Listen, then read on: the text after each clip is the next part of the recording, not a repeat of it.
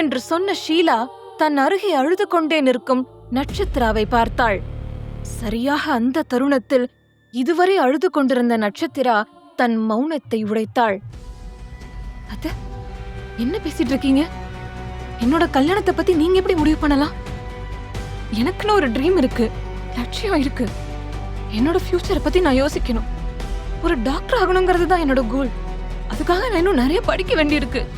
நீங்க ரொம்ப சாதாரணமா அதெல்லாம் விட்டுட்டு இப்ப கல்யாணம் பண்ணிக்கணும்னு சொன்னா என்னால முடியவே முடியாது என சொல்லி அழுது கொண்டிருந்தாள். ஆனால் ஷீலா இடைமறித்து, ஏய், என்ன நடிக்கிறியா? என் பொண்ணு இங்க இருந்து அனுப்பி வச்சதே நீதானே? அவளும் நீயும் மட்டும்தான் இந்த ரூம்ல இருந்தீங்க. உனக்கு தெரியாம தான் வெளியில போனாளா? அவளை அனுப்பி வச்சதே நீதானே.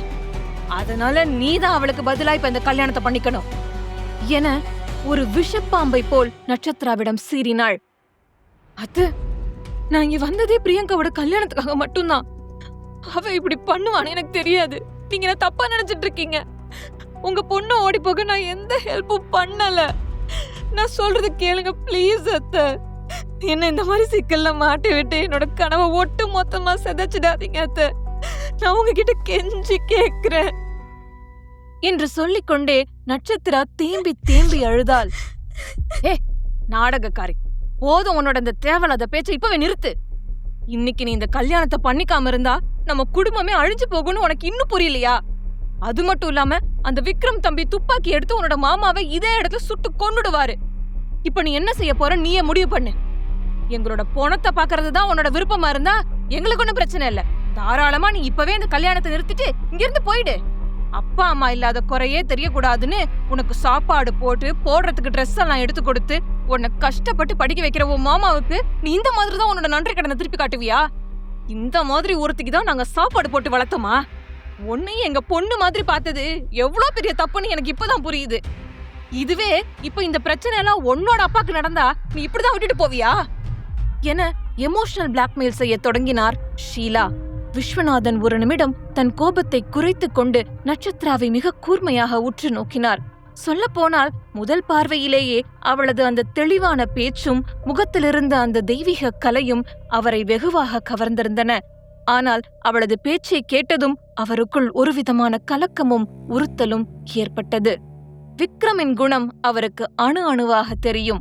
பெண்கள் தைரியமாக பேசுவதையோ வேலைக்கு செல்வதையோ விக்ரம் அறவே வெறுப்பவன்.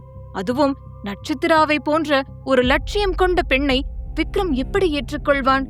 தன் மனைவி ஒரு டாக்டராக வேண்டும் என்ற லட்சியத்தை கொண்டிருந்தால் அதை விக்ரம் எந்த காரணத்தை கொண்டும் ஒருபோதும் சகித்துக் கொள்ள மாட்டான் என்பது அவருக்கு தெளிவாக தெரிந்தது.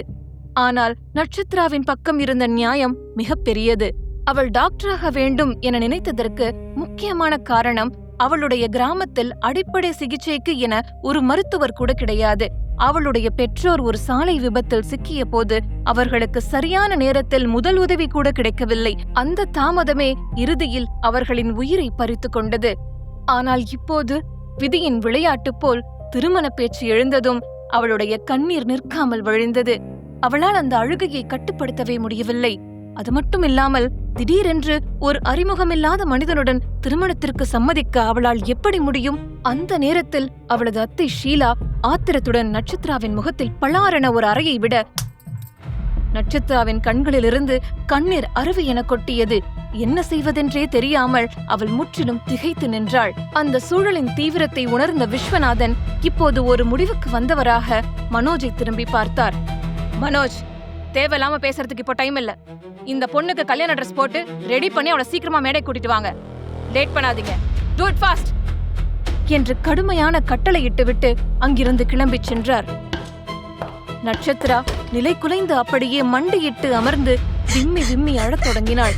அவளது மாமா அவள் அருகே அமர்ந்து கைகளை கூப்பி மன்றாடியவாறு, நட்சத்திரா, என் செல்லம்ல, தயவு செஞ்சோ மாமாவோட உயிரையும் நம்ம குடும்பத்தோட மானத்தையும் காப்பாத்துமா. இன்னைக்கு நீ இந்த கல்யாணத்துக்கு ஓகே சொல்லாம இருந்தா விக்ரம் நம்ம எல்லாரையுமே கொன்னு போட்டுருவாரு. அவரை பத்தி உனக்கு தெரியாது. அவர் கோவப்பட்டா அரக்கனா மாறிடுவார்.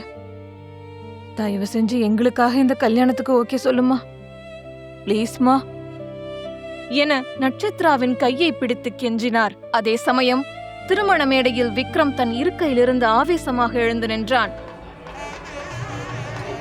What the hell is going on? It's already been 20 minutes. அந்த பொண்ணை கூட்டிட்டு வர இவ்ளோ நேரமா?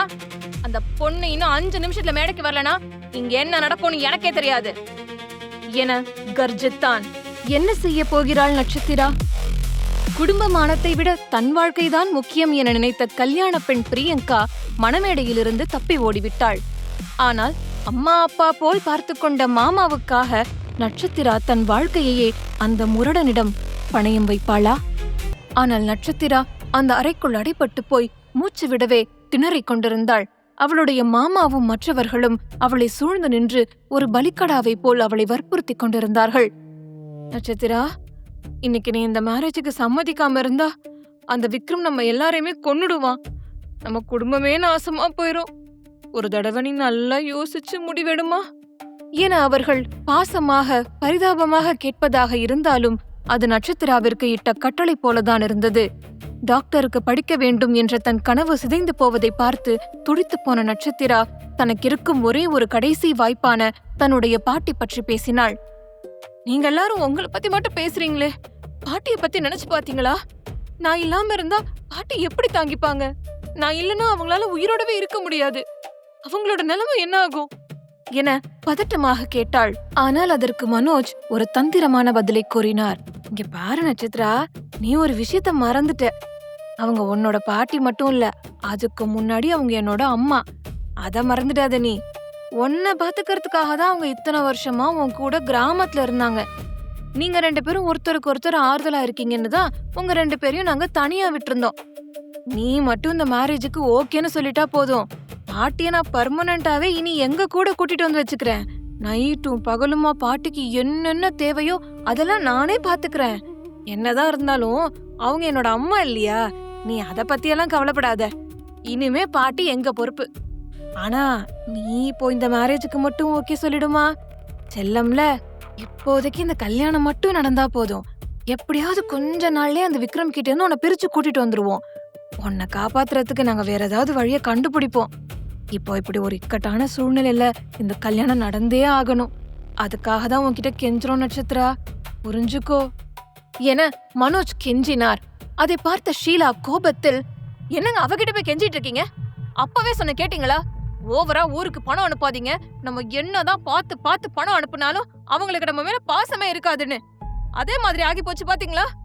அது சரி, நம்ம பெத்தவளே நம்ம பேச்ச கேட்கல, அடுத்தவளா கேட்க போறா.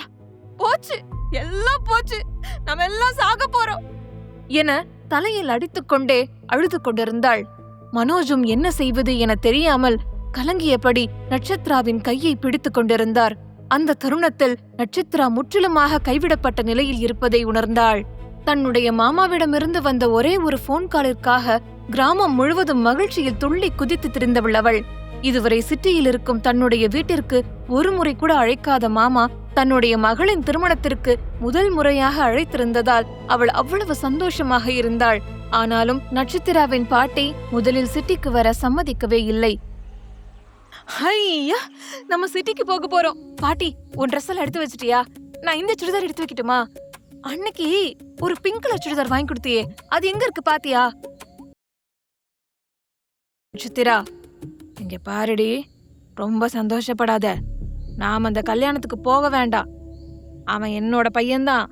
ஆனா அவனை பத்தி எனக்கு ரொம்ப நல்லா தெரியும். அவன் ஒரு சுயநலம் பிடிச்சவன். இத்தனை வருஷத்துல ஒரு தடவையாவது வீட்டுக்கு வாங்கன்னு நம்மள கூப்பிட்டு இருக்கானா? இப்ப மட்டும் இவ்வளவு அக்கறையா கூப்பிடுறானே, எதுக்காக? அவன் நம்மள சொந்தக்காரங்களா கூப்பிடலடி, அங்க வேலை செய்யதான் கூப்பிட்டு இருக்கான். அங்கெல்லாம் போக வேணாம். மாசம் மாசம் பணத்தை மட்டும் அனுப்பி வச்சுட்டு அவனோட பொறுப்பு முடிஞ்சதான் நினைக்கிறான். அவன் தர 5000 வச்சுதான் உன்னை நான் படிக்க வச்சிட்டு இருக்கேன்னு நீ நினைக்கிறியா? நான் உயிரோட இருக்கிற வரைக்கும் நீ நினைச்சது எல்லாமே நான் நடத்தி காட்டுவேன். எவனும் நமக்கு பிச்சை போட வேணாம். அதனால நான் சொல்றத கேளு.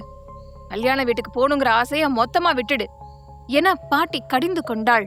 ஆனால் நட்சத்திரா பாட்டியை சமாதானம் செய்ய ஆரம்பித்தாள். பாட்டி, ஏன் பாட்டி இப்படி சொல்றீங்க? என்னதான் இருந்தாலும் அது நம்ம வீட்டு கல்யாணம் இல்லையா? நம்ம வீட்ல ஒரு ஃபங்க்ஷன்னா நம்ம வேலை செய்யாமையா இருப்போம்? நம்ம மாமா நம்மள கூப்பிட்டு இருக்காரு பாட்டி. நம்ம குடும்பத்துல நடக்கிற முதல் கல்யாணம். நாம அங்க போகாம இருந்தா எப்படி பாட்டி? ப்ளீஸ் பாட்டி, எனக்காக வாங்க பாட்டி என போராடித்தான் தன்னுடைய பாட்டியை சமாதானப்படுத்தி இந்த சிட்டிக்கே அழைத்து வந்தாள் நட்சத்திரா. ஆனால் பாட்டி சொன்னது போலவே வீட்டிலேயே இருந்திருந்தால் கூட அவள் இன்றைக்கு இவ்வளவு பெரிய பிரச்சனையில் மாட்டியிருக்க மாட்டாள். தன் மாமாவின் உயிரை காப்பாற்றவும் பாட்டியின் எதிர்காலத்திற்காகவும் அந்த முரடன் விக்ரமிடம் தன்னுடைய வாழ்க்கையை அடகு வைக்க அவள் தள்ளப்பட்டாள். முழு கதையையும் கேட்டு மகிழ பாக்கெட் FM ஆப்பை டவுன்லோட் செய்யுங்கள். லிங்க் டிஸ்கிரிப்ஷனில் கொடுக்கப்பட்டுள்ளது.